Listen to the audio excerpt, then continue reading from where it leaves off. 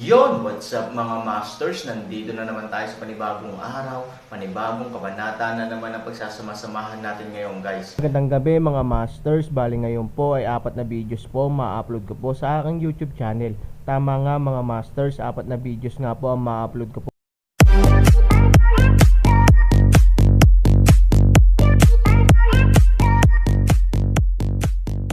Mga masters, okay lang po bang wag nyong skip ang mga ads sa aking mga videos? Salamat po talaga mga masters sa solid na pagsuporta po sa akin.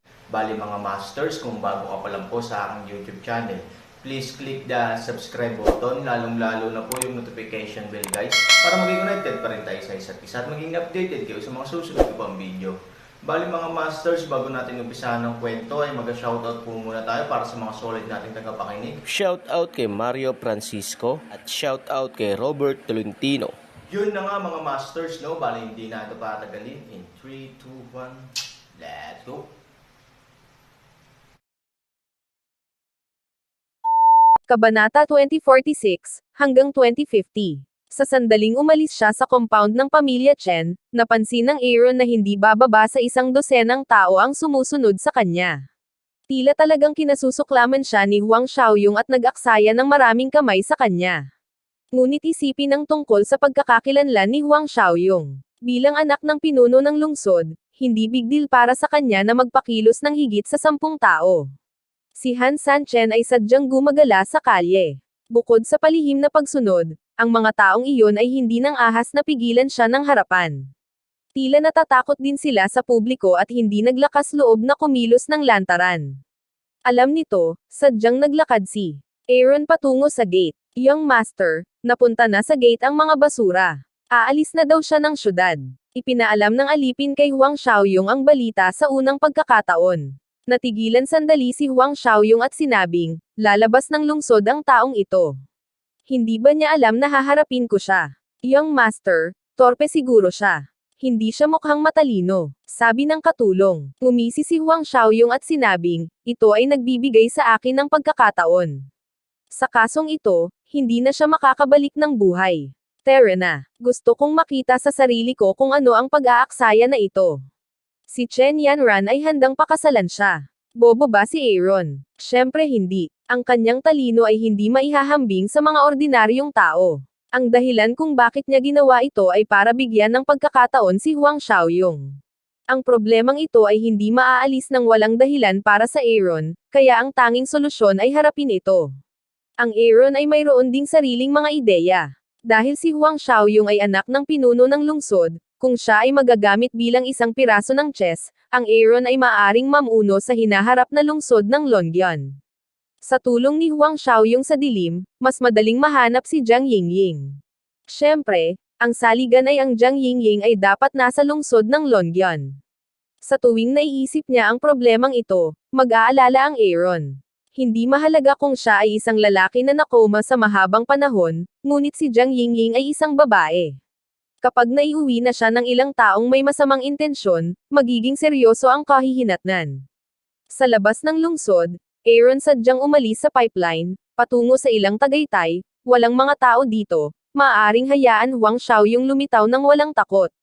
Ngunit pagkatapos ng halos kalahating oras na paglalakad, hindi nagpakita si Huang Xiaoyong. Nawalan ng pasensya si Aaron, kaya huminto siya at sinabi sa malakas na boses, binigyan na kita ng pagkakataon. Hindi ka nagpapakita. Ano pa ang hinihintay mo? Pagkababa ng boses ay bumungad ang taong nagtatago sa dilim. Si Huang Xiaoyong ay nakatayo sa pinuno ng karamihan. Kung tutuusin sa laki niya, halos kapareho niya si Chihu. Ang figure na ito lamang ay maaaring matakot sa maraming tao. Ikaw ba si Aaron? Tanong ni Huang Xiaoyong. Magtanong ka kapag alam mo na. Aaron Wei. Malamig na bamaantong hininga si Huang Xiaoyong at sinabing, medyo mayabang ka. Alam mo ba kung nasaan ka ngayon? Siyempre, pinalibutan kita. Nakangiting sabi ni Aaron. Napapaligiran. Ang pangungusap na ito ay nagulat kay Huang Xiaoyong at tumingin sa paligid. Hindi nakakagulat na ang taong ito ay lalabas ng lungsod at sadyang pumunta sa isang liblib na lugar. Pinaghandaan na pala niya. Don't get me wrong. I mean, pinalibutan ko kayong lahat ng mag-isa. Wala akong ibang katulong. Hindi mapigilan ni Aaron na matawa sa nerbiyos na hitsura ni Huang Xiaoyong. Ano ang pakiramdam ng anak ng lungsod lord na parang tulala?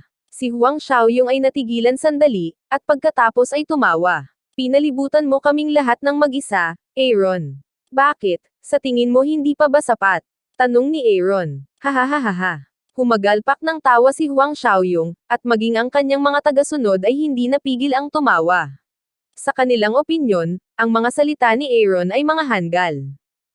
Tuldok. Paano mapapalibutan ng isa ang higit sa 10 tao? Di ba joke lang? It's killing me. It's killing me, Aaron. I didn't expect you to be such a idiot, sabi ni Huang Xiaoyong. Nagkibit balikat si Han Sanchen at sinabing, Huang Xiaoyong, kami ni Chen Yanran ay mag-asawa lang sa pangalan. Maging ang buong bagay ay nakakalito sa akin. Hindi tayo dapat magkaaway. Alam kong kinukuha ka lang ni Chen Yanran bilang isang kalasag. Paano kanya hahayaang hawakan siya? Pero kahit ganoon, mamamatay ka. Gusto kong malaman ni Chen Yanran na ako lang, si Huang Xiaoyong, ang karapat-dapat na pakasalan siya, sabi ni Huang Xiaoyong. Mukhang wala nang mapag-usapan. Tanong ni Aaron. Dapat kang mamatay, sabi ni Huang Xiaoyong na nagngangalit ang kanyang mga ngipin. Napabuntong hininga si Aaron. Tila hindi posible na malutas ang problema sa ibang mga paraan. Sa kasong ito, maaari lamang nating hayaan si Huang Xiaoyong na makita kung paano niya pinalibutan ang higit sa 10 tao ng mag-isa. Kapag nagsisi ka sa huli, tandaan mong magsalita ka ng mas maaga, o natatakot akong hindi ka na magkaroon ng pagkakataong magsalita. Sabi ni Aaron. Haha, ang galing mo talagang magbiro. Ang aking mga tao ay mga master ng Erdengjing. Mas mabuting isipin mo kung paano ka dapat mamatay. Ikanaway ni Huang Xiaoyong ang kanyang kamay, at lumapit hanggang sa Aaron.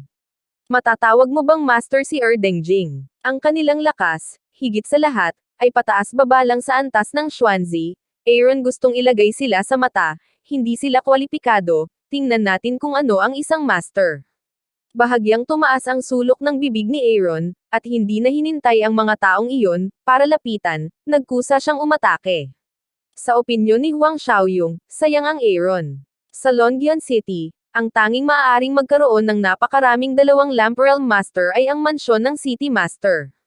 Para sa kadahilanang ito, ang kasalukuyang master ng lungsod ay kwalipikado na punitan ang kanyang mukha sa 3 pamilya at alisin ang kanilang mga papel.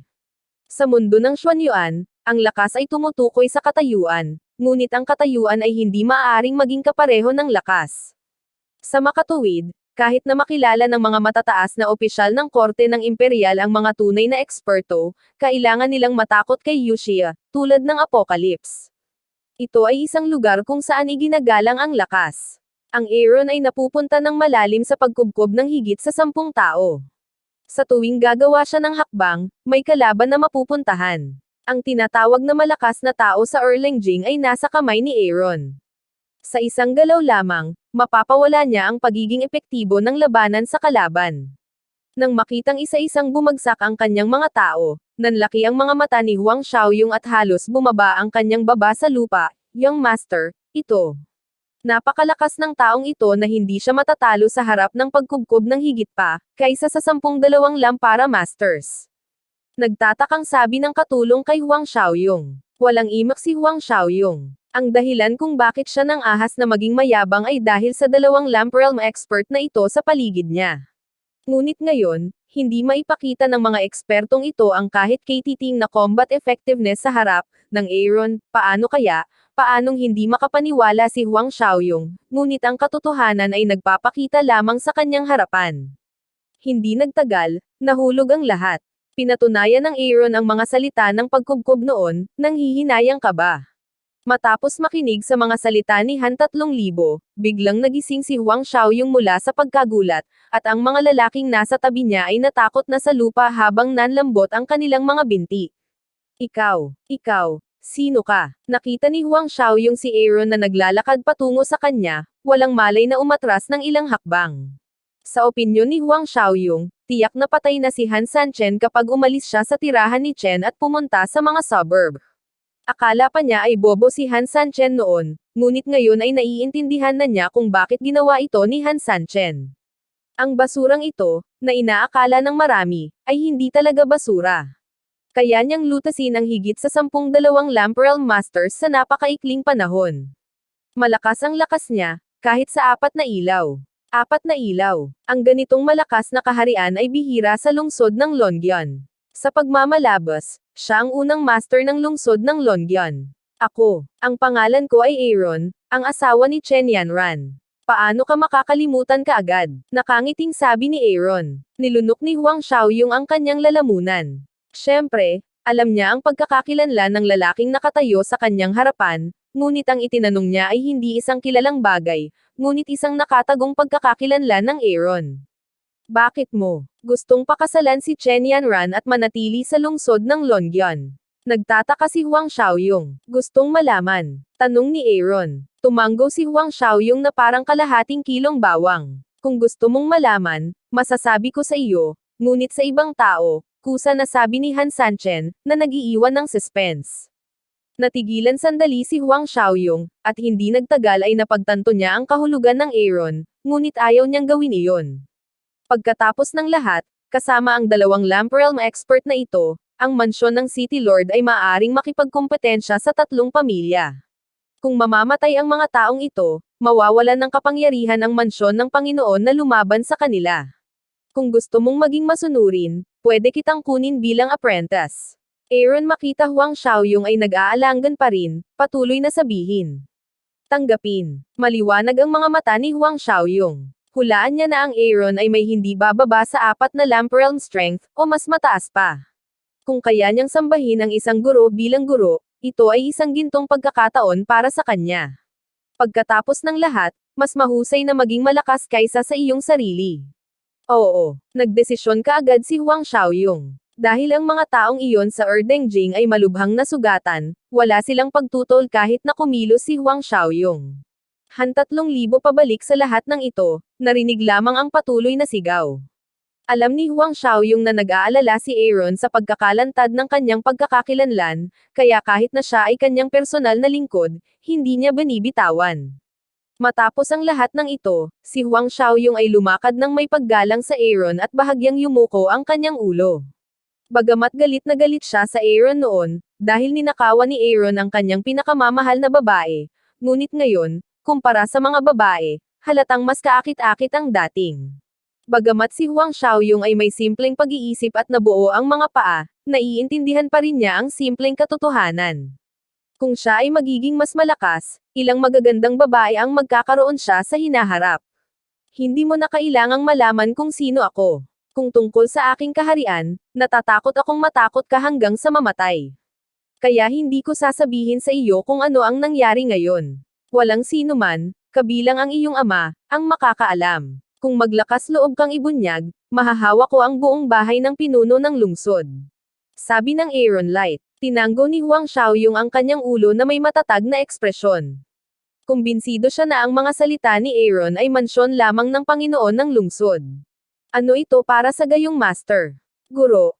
Ayon sa mga tuntunin ng pagsamba ng guro, kailangan kitang ihain ng tsaa, sabi ni Huang Xiaoyong. Wala kang kinalaman sa mga lumang tuntuning ito. Lumingon si Han, kumuha ng pulang prutas, sinabi, kumain ka.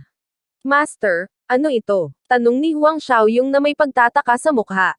Hindi alam ni Aaron kung ano ang prutas, ngunit alam niya na pagkatapos kainin ito, mabilis niyang mapahusay ang sarili niyang lakas. Sa katunayan, matatagpuan din ito sa mundo ng Xuanyuan, ngunit kakaunti ang nakakita nito, dahil ang ganitong uri ng kapaligiran sa paglaki ng prutas ay nangangailangan ng hindi bababa sa 7 malalakas na tao upang maglakas loob na pumunta, at maaaring hindi ito mahanap. Mayroon itong kakaibang pangalan, Shengli. Mayroong isang alamat sa mundo ng Xuanyuan na ang pinakamakapangyarihang mga master ay maaaring maabot ang antas na iyon pagkatapos lamang kumain ng Shengli. Sa makatuwid, ang halaga ng Shengli sa mundo ng Xuanyuan ay hindi maisip. Ang Aaron ay isang uri ng mapagbigay na paraan na maaaring magbigay ng Shengli sa iba ng basta-basta. Hindi man lang maisip ng mga malalakas. Kinuha ito ni Huang Xiaoyong at inilagay sa kanyang bibig. Medyo matamis ito at maraming tubig. Ipinagyayabang niya na masarap ang prutas. Nagbabala si Han Sanchen, huwag ipaalam sa mga tao ang ating relasyon pansamantala. Sa harap ng mga tagalabas, itinuring mo pa rin ako bilang isang kaaway. Huwag ipakita ang iyong mga paa. Tumanggo si Huang Xiaoyong at kinuha ang mga salita ni Aaron bilang isang imperial na kautusan. Bumalik ka muna sa syudad, sabi ni Aaron. Master, mabuti pang mauna ka na. Paano ka magiging apprentice? Sabi ni Huang Xiaoyong. Sinipa ni Hansani si Huang Xiaoyong at sinabing, kung gusto mong pumunta, pumunta ka lang. Walang kalokohan. Hinimas ni Huang Xiaoyong ang kanyang puweten sa sakit. Nakinig lang siya sa mga salita ni Aaron at gumawa ng unang hakbang. Sa pagtingin sa likod ni Huang Xiaoyong, alam ni Aaron na ang taong ito ay hindi magiging tapat sa kanyang sarili ng madali, ngunit siya ay may kumpiyansa. Sa paggising niya bukas ng umaga, si Huang Xiaoyong ay walang ibang intensyon sa kanyang sarili. Kapaki-pakinabang para sa Aaron na magkaroon ng ganitong piraso ng chess sa lungsod ng Longyan. Ang balita ng pagbabalik ni Huang Xiaoyong sa lungsod ay kumalat sa 3 pamilya sa unang pagkakataon. Miss, si Huang Xiaoyong ay bumalik sa lungsod, ngunit ang Aaron ay nawawala. Natatakot ako na patay na siya. Tumakbo ang dalaga sa silid ni Chen Yanran sa unang pagkakataon upang ipaalam ito sa kanya. Si Chen Yanran ay walang anumang aksidente sa kanyang mukha. Si Huang Xiaoyong ay lumabas ng lungsod na may higit sa 10 ilaw. Sa kasong ito, paano Aaron survive, hindi siya nakikinig sa akin. No wonder hindi nakikinig sa akin ang ibang tao. Parang walang malaking pamilya sa likod niya. Kung hindi siya mamamatay sa kamay ni Huang Xiaoyong, sabi ni Chen Yanran. Ito na ba ang katapusan ng usapin, Miss? Tanong ng kasambahay, kung hindi, kailangan ko bang pumunta sa gulo ni Huang Xiaoyong dahil sa basurang ito? Walang kinalaman sa akin kung mamamatay siya o hindi. Anyway, nakamit ko na ang epekto ng paggamit sa kanya. Kahit mamatay siya, kailangan kong magising ng 3 taon. Sa 3 taon na ito, hindi ako nang ahas na asarin ni Huang Xiaoyong ng madali, sabi ni Chen Yanran. Tumanggo ang alilang babae. Masisisi lang niya si Aaron sa kanyang kawalan ng kakayahan. Ang kanyang kamatayan ay hindi karapat-dapat sa simpatiya ng sinuman. Kasabay nito, ang 2 pang pamilya ay nakatanggap din ng balita na ang 2 pinuno ng pamilya ay napakasaya sa pagkamatay ni Aaron, ngunit hindi nagtagal, isang palanggana ng malamig na tubig ang bumuhos sa kanila. Hindi nagtagal pagkatapos bumalik si Huang Xiaoyong sa lungsod, pumasok si Aaron sa gate ng lungsod nang hindi nasaktan. Yun na nga mga masters, no? Bali panibagong kabanata na naman yung natapos natin ngayong gabi. Muli, maraming salamat po talaga sa walang sawang suporta po sa aking YouTube channel na talagang inaabangan nyo po ang bawat upload ko po. Bali mga masters, magkita-kita ulit po tayo bukas ng gabi at ngayon po ay magpapaalam po muna tayo. Bali mga masters, bye-bye!